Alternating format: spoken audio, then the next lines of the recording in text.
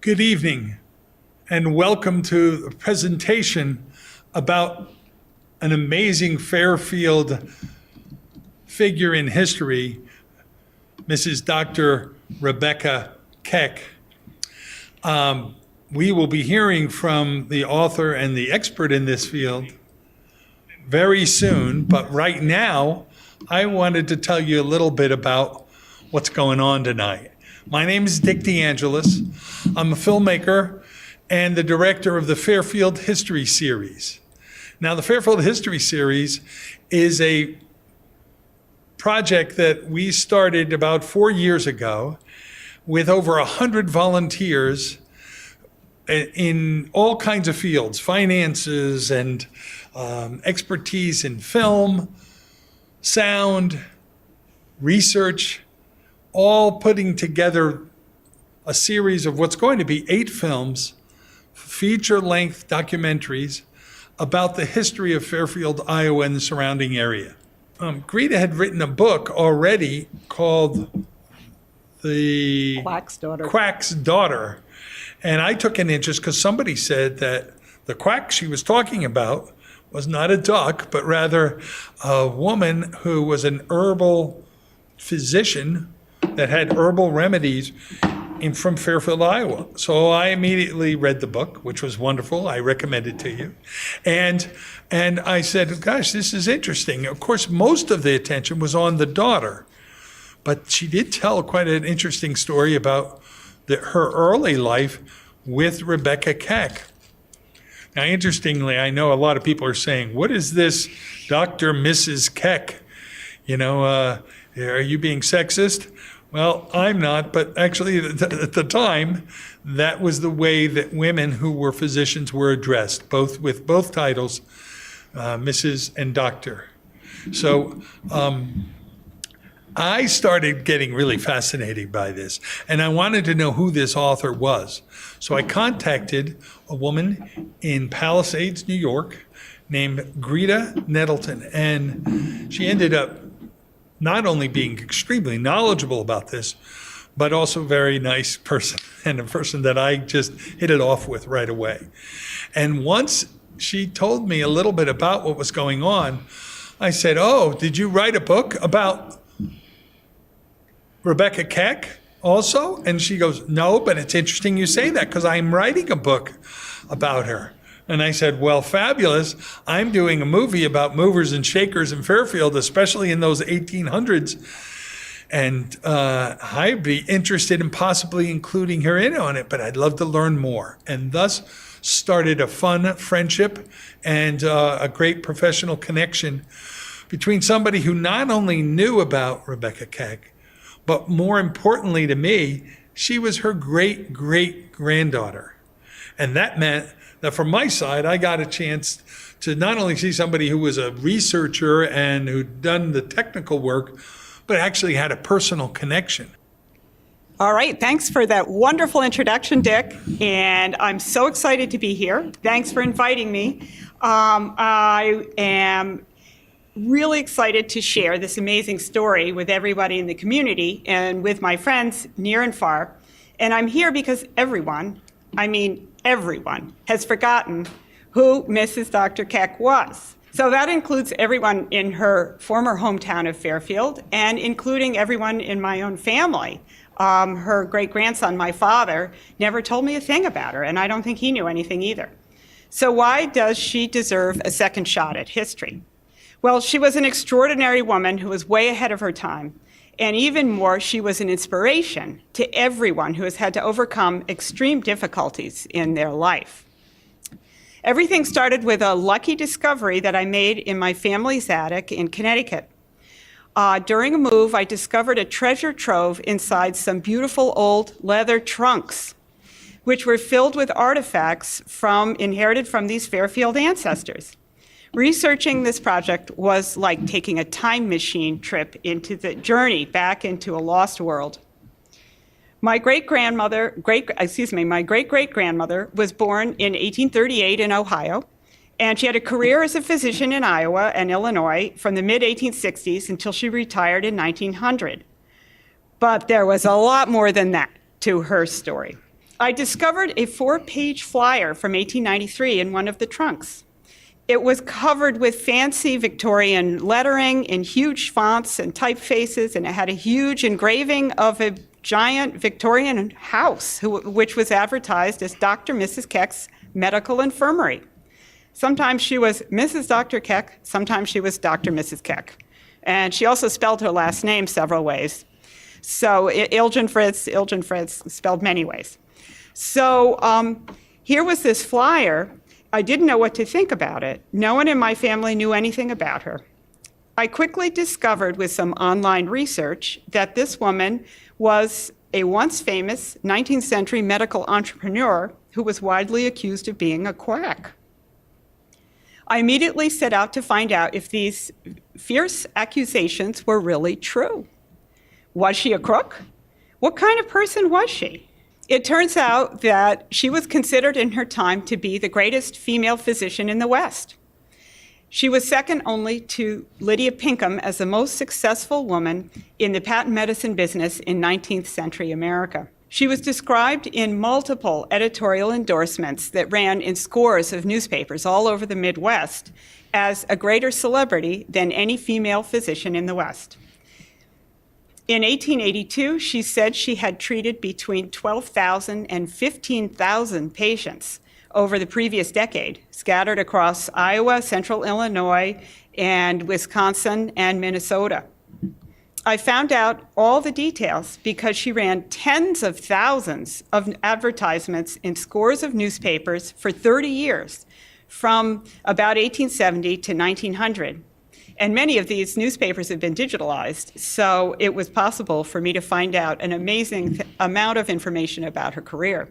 My great-great-grandparents, Rebecca Ilgen Fritz and John Keck, were Pennsylvania Dutch.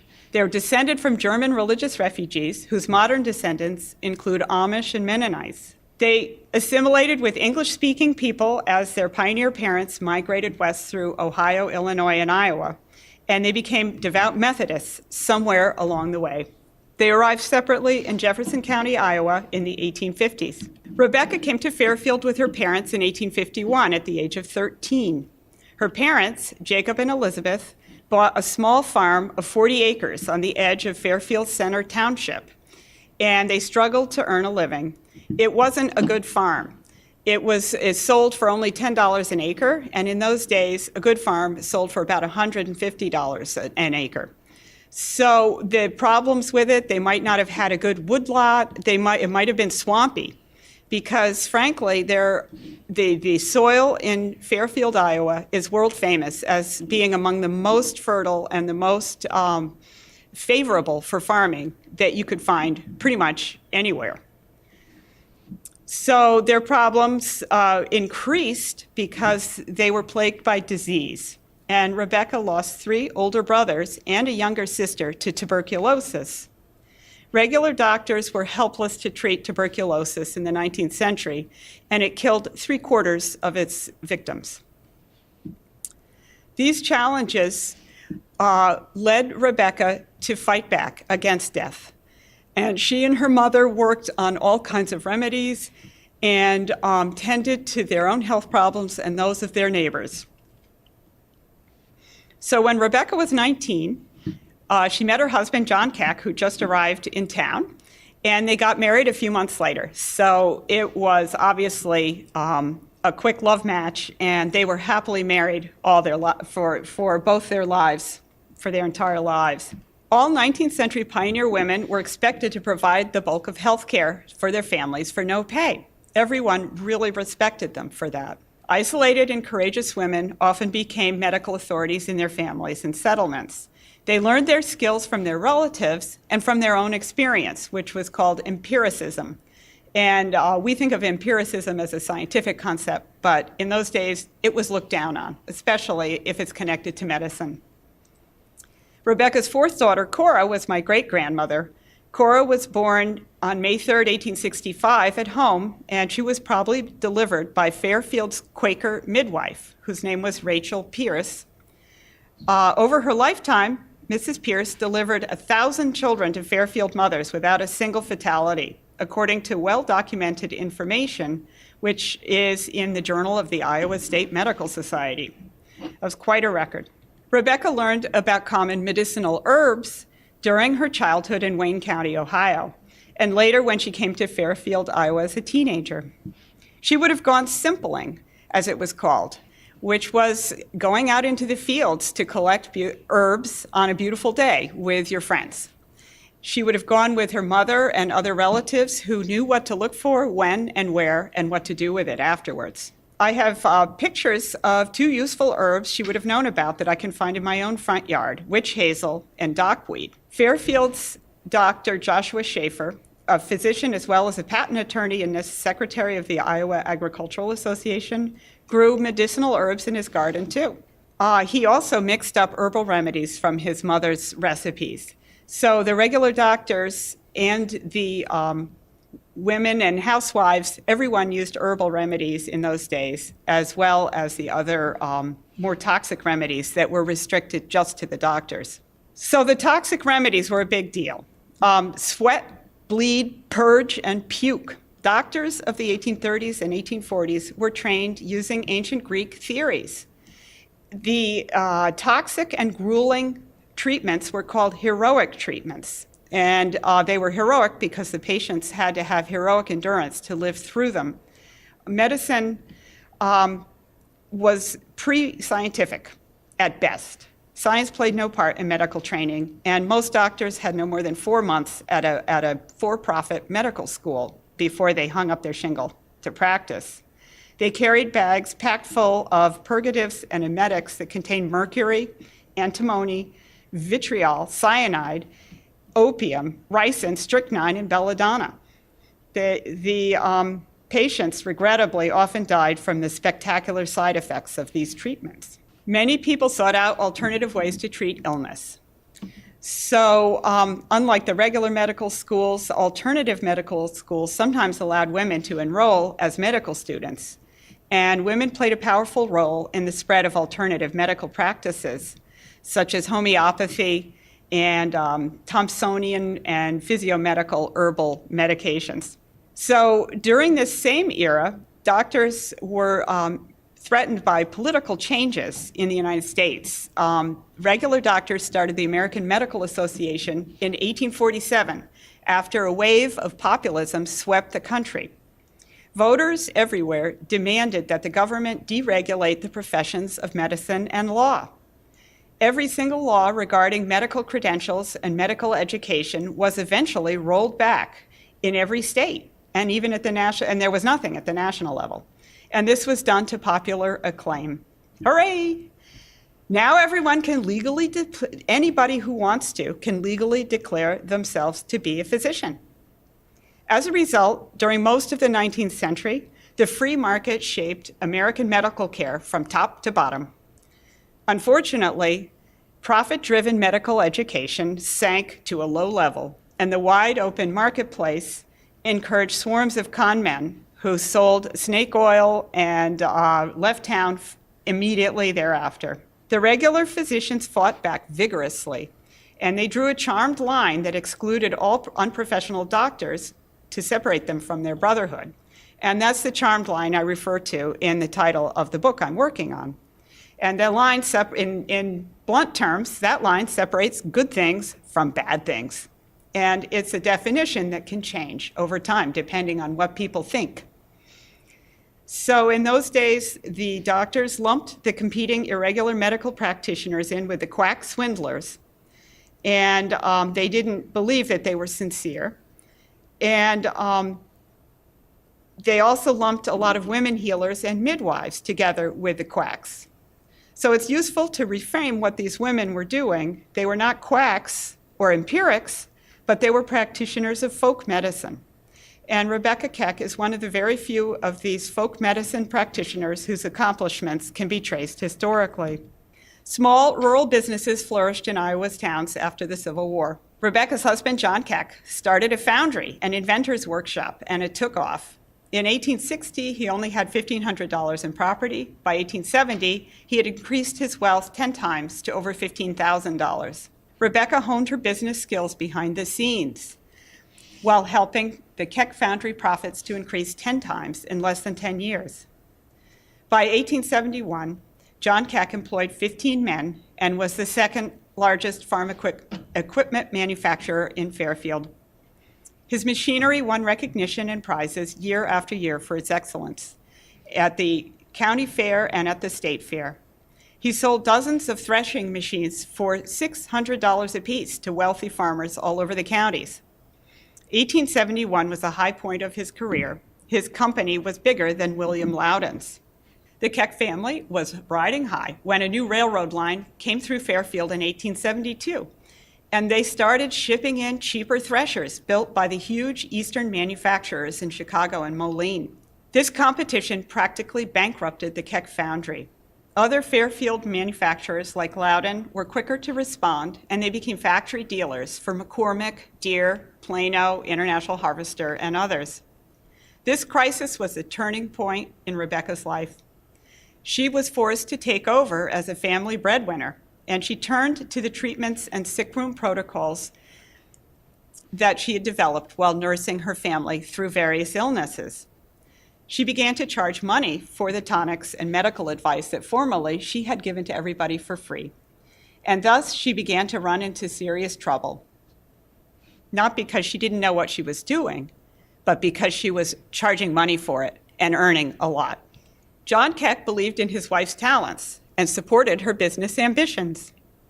He partnered with a wealthy miller in Fairfield named Franklin Hunsinger, and the two men opened a small patent medicine laboratory in 1872 in Fairfield and began to market a catarrh remedy under John Keck's name. A 19th century catarrh remedy would have been similar to a modern soothing cough syrup and decongestant. We can be certain that Rebecca suggested this plan and was involved with putting it into action.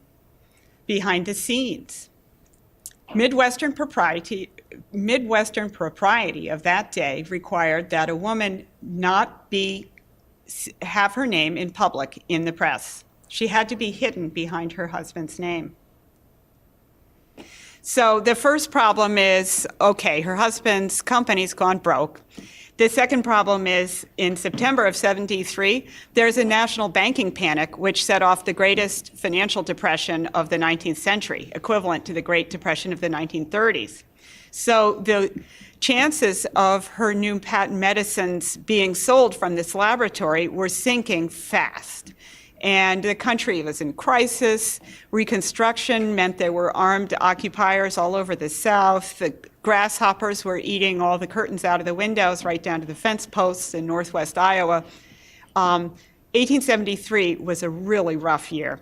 So at that very moment, she took a case of bottles onto a steamship in Burlington, Iowa, and steamed north to Dubuque, walked into the office of the Dubuque Herald, and secured an advertisement on the front page and said, "Today's advertisements, catarrh cured Mrs. Dr. Keck of Fairfield, Iowa, makes catarrh and its ills a specialty." This is the first time that she put her own name in print into these ads, and she courageously just took up the burden of supporting her 6 children and her husband, and surviving a national depression, and keeping everything together and looking calm and friendly while all this was happening. So meanwhile, the Kecks found a new partner to help run the patent medicine factory. So they were lucky there, and it was a man named Henry B. Mitchell. And he was one of the most prominent citizens in Fairfield, and his maid, Molly Patrick, had been one of Rebecca's patients. And so he must have been convinced that she had a good product. So unfortunately, John Keck's foundry collapsed completely the following year in 1874. Revenues went to zero, and it was sold to a competitor. So Rebecca had to take full control of her new enterprise at this point. And she signed all the contracts, controlled her business model herself, and she was able to do all this thanks to a legal reform called the Married Woman's Property Act of January 1873. This was only in Iowa. In many other states, particularly in the South, English common law did not permit a married woman to have a financial or legal identity separate from her husband's. So women could not run businesses unless they were single. So Iowa was a radically progressive state in many ways, and they had missed implementing women's suffrage in Iowa by single vote 2 years earlier. So she needed all the help she could get to continue her expansion. And she was a devout Methodist, and she got a lot of help from the Methodist Church, which was also a very progressive organization and favored working women. And as her success increased, many people became jealous and turned against her. So on July 9th, 1874, she went to Decatur to sell her remedies, and she was arrested on the street. Although her remedies were made of herbs, they were macerated in alcohol. Strictly speaking, they were probably like 50 proof or more. She was a strict Methodist temperance advocate and a non-drinker. But these alcoholic tonics were very alcoholic, and the city fathers of Decatur decided to have her arrested for selling liquor without a license. They threw her into prison, where she shared a cell with Madam Davis, who was the proprietor of the Idlewild brothel. And Madam Davis had just been thrown into jail because she pulled a pearl-handled revolver on the chief of police and tried to shoot him in the stomach while she was being arrested. So Mrs. Dr. Keck started meeting some very interesting new people as part of her work experience.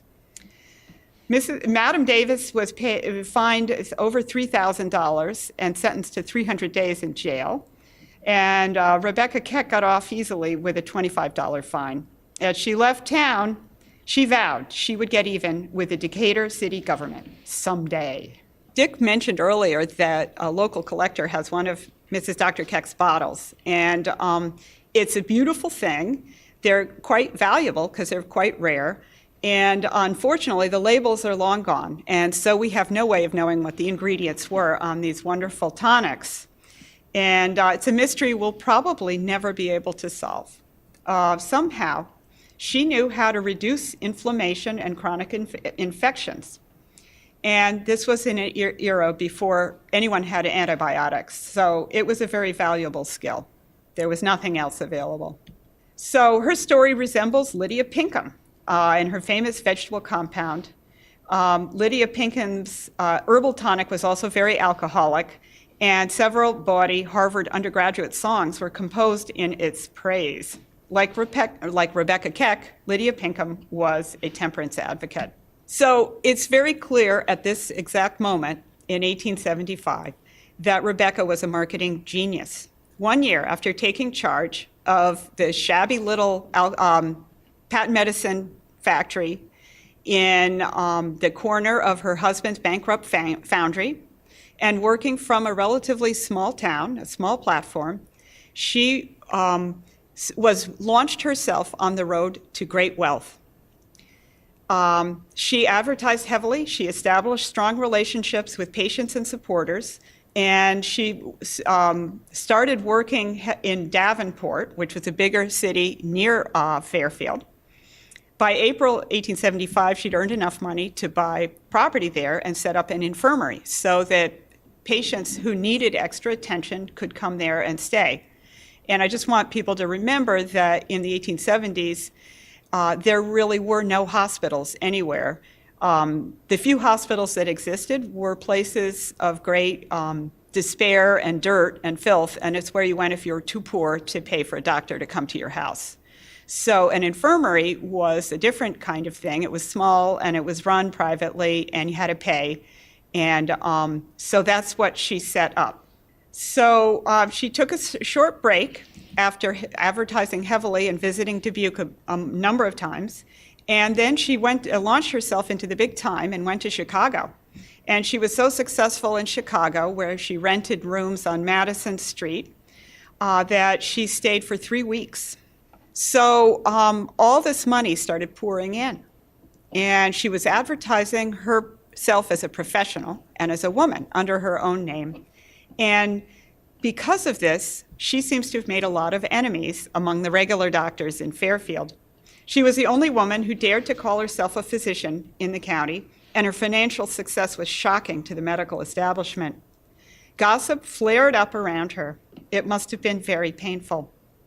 Rebecca pushed back and electrified the whole town of Fairfield by wearing bloomers in the town square.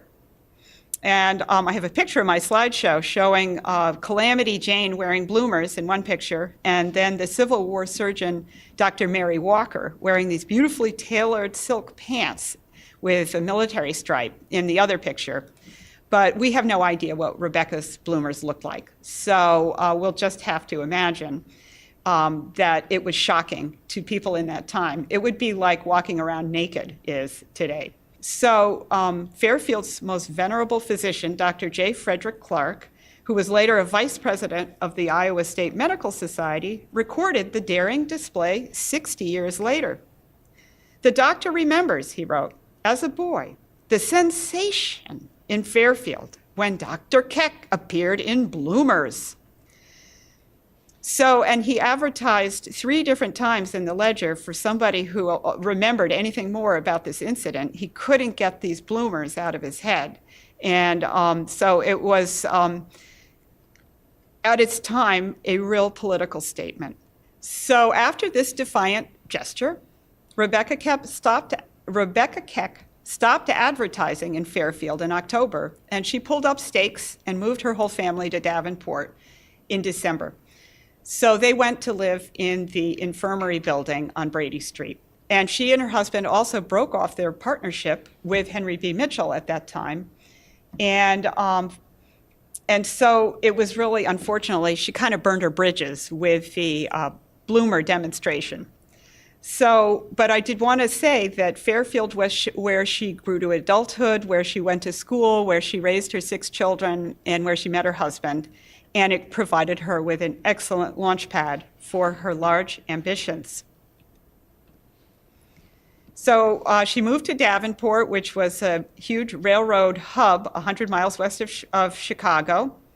And she got a lot of good public testimonials from prominent citizens. And she got a listing as a physician in the Davenport Business Directory. And there were 30 doctors in the list, and it included several women. So clearly Davenport was a more liberal place for women physicians than Fairfield had been. So there were, in particular, there were 3 women doctors in Davenport of great note. Dr. Margaret Cleaves, who was in the first class to graduate from the University of Iowa Medical School, went on to write a famous book about neurasthenia, and she had an international career. And Dr. Delilah Irish, who was one of the earliest graduates of the Women's Medical College of Philadelphia, studied with the Blackwell sisters in New York, and she was a very fine doctor. And she and also Jenny McCowan, these 3 women were immediately admitted to the Scott County Medical Society and were greatly respected. So unfortunately, Mrs. Dr. Keck was an outsider. And she was on the wrong side of the charmed line, and she was not popular with the regular physicians, even the women, and particularly the women physicians, who felt very threatened because their own status was so fragile. So John and Rebecca Keck's 2 oldest daughters, Belle Alexander and Lotta Keck, well, Belle's married name was Alexander, Belle and Lotta, were key executives in running the business.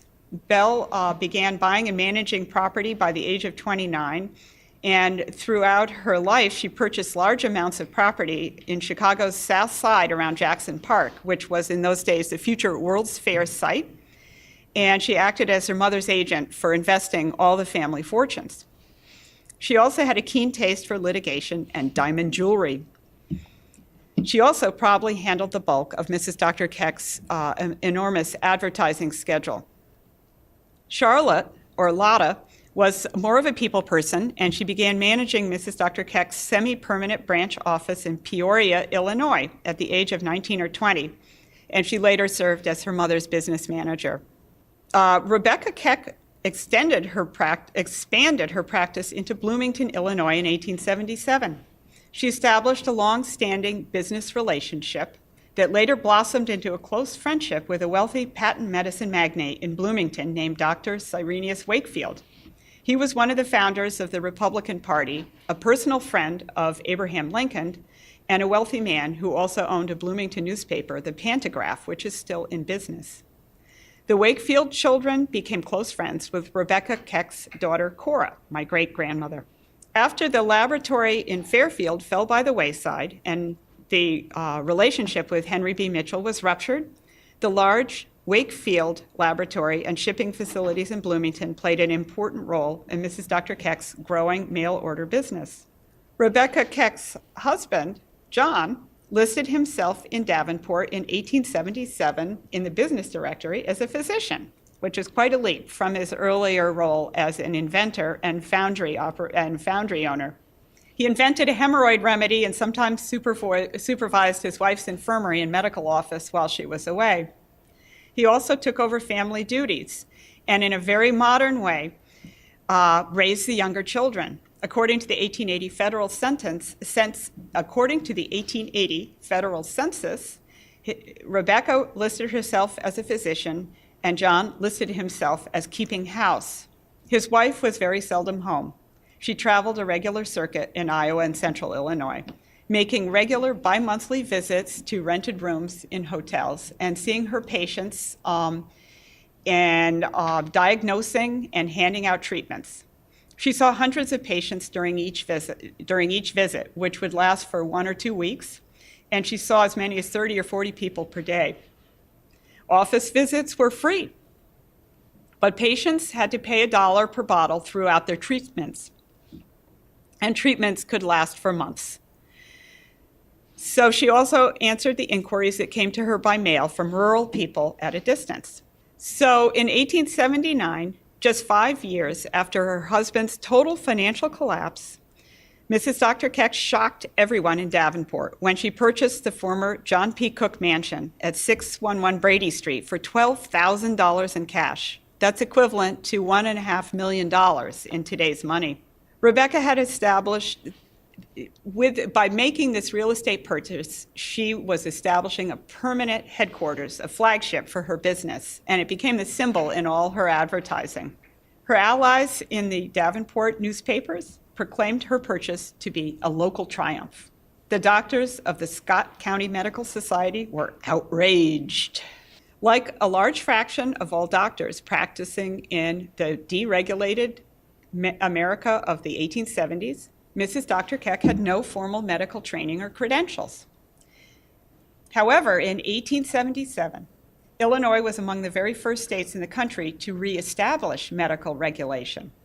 After the Medical Practices Act was passed, a forceful public health expert took charge of the newly created State Board of Health.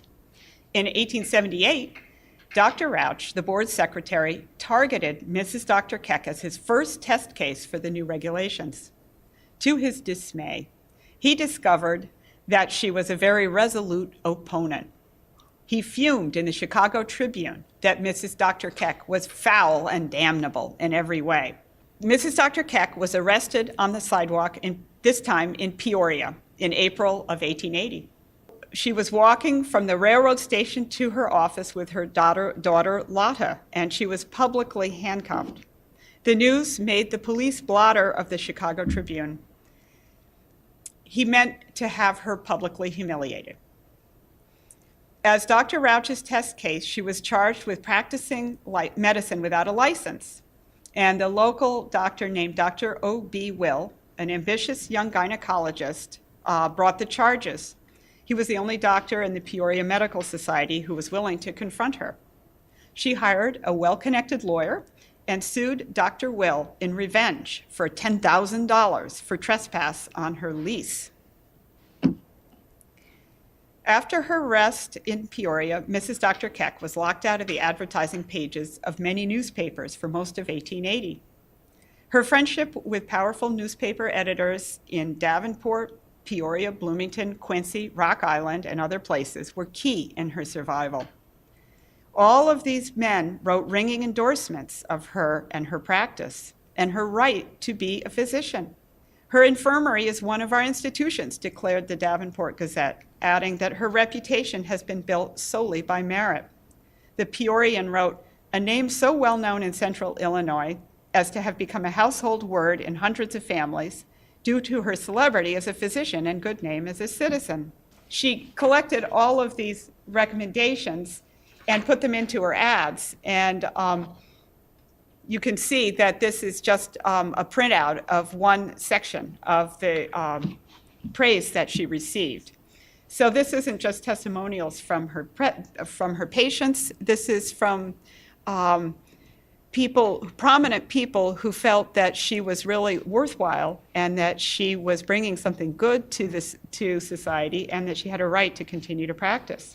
She ran into more trouble. She tried to go back to Decatur. The one place she faced defeat was in Decatur. And she sent her daughter to Vassar, and that story is told in my other book, The Quack's Daughter.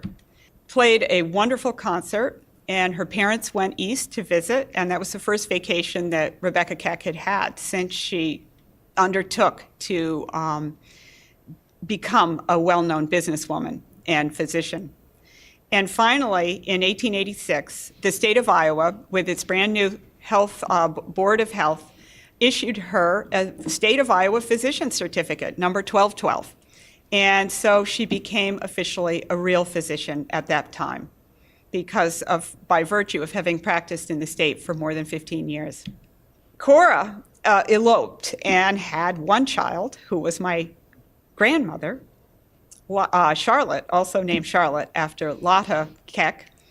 And through this, Cora kept a baby diary. And I finally discovered proof of Mrs. Dr. Keck's medical abilities because Cora recorded every detail of a dramatic cure in little Charlotte Cook's baby diary. And there's this beautiful portrait of Mrs. Dr. Keck with Charlotte on her shoulder, and it commemorates the happy fact that Rebecca Keck saved her granddaughter's life. And it's very clearly described, and it's a very dramatic incident. So that will be in my book. And so in closing, I just want to say that she was a great inspiration to me as I studied her story because I saw how she took charge. She didn't let misfortune sink her heart. Her courage was great, and she was practical and wasn't afraid to handle money. She wasn't afraid to be aggressive in business. And these things saved her family from bankruptcy. And at the same time, she managed to become extremely well-liked and kind of a beacon for women's rights. And many of the editors said she was a model for women all over America. And I think it's really sad that her story got lost somehow because it's not easy to fight with the doctors. I like doctors. I mean, nobody wants to be against the doctors, but they were really mad. And I think the scandal connected with her conflict with the medical profession is probably one of the main reasons why no one's ever heard of her. But so in closing, I just want to say that thank you very much for coming. And don't forget to go to the University of Iowa Press webpage. Check out my other book. It's also available on Amazon. And you can just Google my name and all those links will come up. So thanks very much for coming. I really appreciate it. Greta, thank you very much. I am going to ask you a couple questions. Sure. And so I know there's a few things that you cut short, but I think that it's okay. I think one of the most exciting things for me is that this story is resurfacing and that you're able to share it with us. And even though we didn't have all the beautiful graphics that we would like to have, you did a great job of telling that story. And I can tell because all the people that joined us, almost every one of them is still here at the end of your talk. You're kidding. And that tells you something Oh good. my gosh. So first we do want to thank everyone for joining us. We're going to stay with maybe about 5 or 10 minutes and ask Greta a few questions. By the way, one of the questions that I got asked was, why are you mispronouncing her name? It's Greta. It's Greta. And I said, and the answer is no, it's Greta. And so just want to let you know, I found out right from the boss. And she was saying that do a search, you can find her name on the on the YouTube page that we're on right now. So I was going to ask you a question. I'm amazed about this story that you and I talked about the infirmary. And I'm wondering if you can share, because this was a very nice building. And but it looks magnificent in the ads that you've shown me that she put out. And you shared a few things about that, and I'm wondering if you could tell us a little more about those ads and what she did with the building to make it look even a little better. Well, that's a really great question, because that building was iconic in Davenport, and it was originally built in 1857 by one of Davenport's most prominent citizens, whose name, ironically, John Cook, was the same as my great-grandfather's, but they were totally not related. And John Cook was the grandfather-in-law of a famous author named Susan Glaspell, who was from Davenport. And she wrote a description of that house, and she said she hated it because it was an ultimate kind of expression of, grotesque expenditure and bad taste by rich people. So to us, looking back in time, it looks pretty restrained. It was a big square brick house with triangular roofs like a Greek temple and a little cupola in the middle, and it had a small barn out back. And by modern standards, it's actually kind of modest looking, but for frontier people to see that it was considered a mansion at the time it was built. Okay, so this is to start. Yeah. All right, I got a lot to say about this house. So then in about 6 months after he built the house for $57,000, in those days, that's like $57 million in modern time. I mean, it's just outrageously expensive. And he lost everything in the crash of '57, and he went totally bankrupt. And the house fell into the hands of creditors, and nobody wanted it because it was somebody else's dream house. And so it was just rented out to doctors. So it was being rented out to the secretary of the Scott County Medical Society, who was named Dr. Hazen, and he ran his infirmary in that building. And he also treated catarrh because he was an eye, ear, nose, and throat guy. So Mrs. Dr. Keck's office was right next door, and every day she looked up at that building and she thought, infirmary, that's the infirmary I want. And so she kept her ear to the ground, and the creditors in Boston who owned the building decided to get rid of it, and they put it up for sale. And she got wind of it before anyone else, and she went in and put down money and made an offer. And then the agent said, oh, we're not going to sell it for that. We're going to sell it for, she offered, let's say, $100. And he said, no, we're going to offer it for $200. So just make up those fake numbers. So she said, okay, fine, I'm going to Peoria. And I'm going to buy this other mansion that belongs to a celebrity lecturer named Ingersoll. And that was, he was as famous as, like a movie star or something today. He was very well known nationally. So she was going to go to Peoria and buy his house. And that made the news all over. And then the agent in Davenport heard, and he thought he'd lost his sale. And he rushed back and he said, oh, no, I'm lowering my price. You can have that building. And so she sealed the deal, and she got the building that it cost $57,000 to build for $12,000. So it was quite the bargain. And then she sold her property on Brady Street that she owned before at a profit to the same creditors she bought the mansion from. So she made money coming and going. So she was very, very adept at business. And so that was like pretty much a triumph and a scandal, and it made it into the lists in the town history, along with the boiler explosion, steamship crashes, bridge falling down, fires on the waterfront, and Mrs. Dr. Keck buys the John Cook house. So it was another scandal like the Bloomers. Well, thanks for that. I know that to me, it really tells you something about her. By the way, people are chiming in. Thank you, and really appreciate the show, and enjoy so much the history of Fairfield. Greta, thanks for sharing your experience. And then also, someone asked which railroad, Rock Island or Burlington Northern, and where on Brady Street. So those are just two little details that we're asked. So which railroad, I think, has to do with the railroad that came to Fairfield. Yeah. And that put John a little bit out of business. And I'm guessing that that's the one that went north-south. Of course, it wasn't the CB&Q. So I'm guessing it would be the one that came from the stockyards and came through from Chicago that way. I may be wrong, and I would love if you have anything to add to that, Glenda, in terms of what you think. I will do more research on what railroad came at that year, because certainly it's in my notes. I wish Lawrence was here, but he's not. So. I was afraid to say, because I know there's local experts who will know exactly. Yeah, we'll get that for you. The main point, though, is with two railroads, they immediately engaged in a price war, and the cost of shipping things in probably went down dramatically. I didn't see any numbers in the paper, but I'm sure that was the reason. Well, the other thing that we were saying is that first railroad was a huge boon to Fairfield because it got them to be able to get their products out. But the second railroad, I think, ended up becoming, don't forget, this also was post-Chicago fire, and you were saying one of his major competitors rebuilt.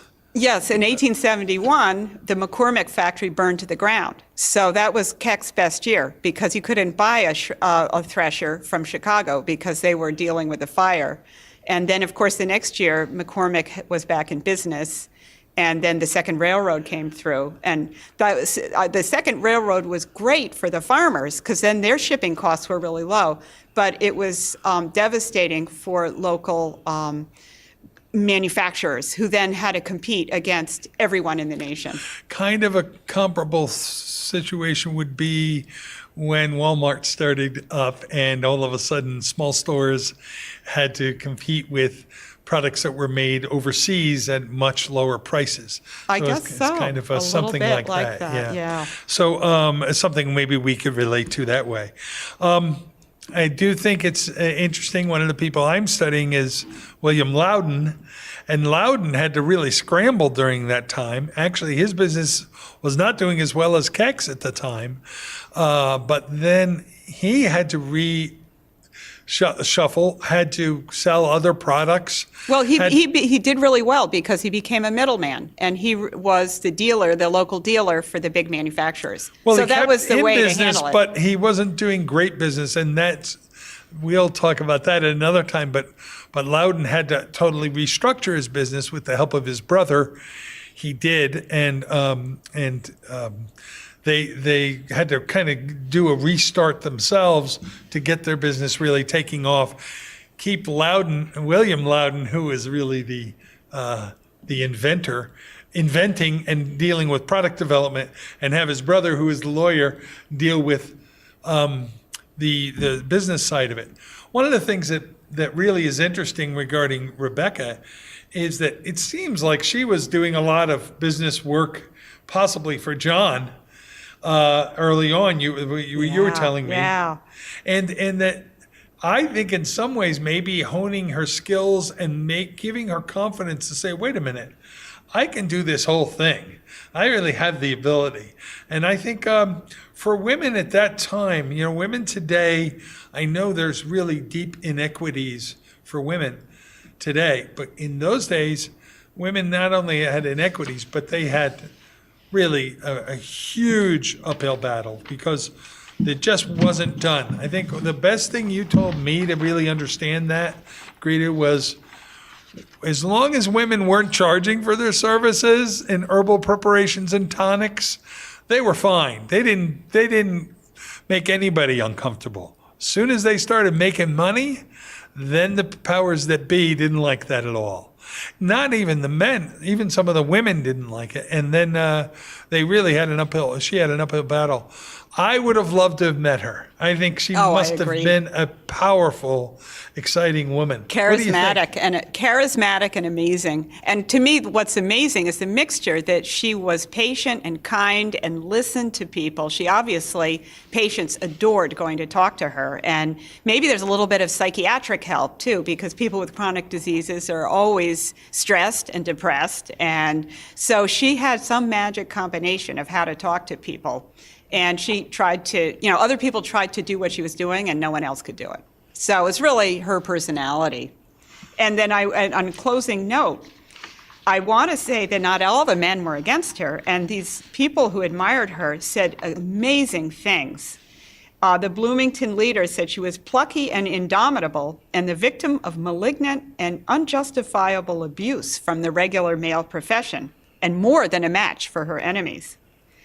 And I don't think in today's press you ever hear anybody defending strong women that way. And here's what the Daily Peorian said about her, that she is a subject for congratulation among the women of America, a forcible illustration of the ability of women to succeed in all avenues of professional or public life. So a lot of guys were really all in on women's rights in the Midwest. And I think that we forget. It wasn't a monolith. Some guys were against it, and some guys were for it. And they spoke up. And so I think that's a really lovely thing. Well, speaking of a really lovely thing, this evening, with all its technical challenges, have been fabulous. We really enjoyed your presentation. We thank you for being with us. We thank you for staying with us. All of the people that stayed with us, really, what a great group. We hope you enjoyed it, and we look forward to talking to you some more and letting you know more about the Fairfield History Series, and as well, we'll keep you up on Greta's book, because that'll be exciting. Maybe, if we get really fortunate, they'll both get released at the same time, and when you come see the film, you'll be able to purchase a book too, because it'll be really a great way to celebrate the amazing life of Dr. and Mrs. Keck. All right, well, thank you very much. This is Dick DeAngelis. Thanks to the Fairfield Media Center, the Fairfield Public Library, and of course, our guest, Greta Nettleton. Thank you. Thank you so much. Thanks, Dick. All right.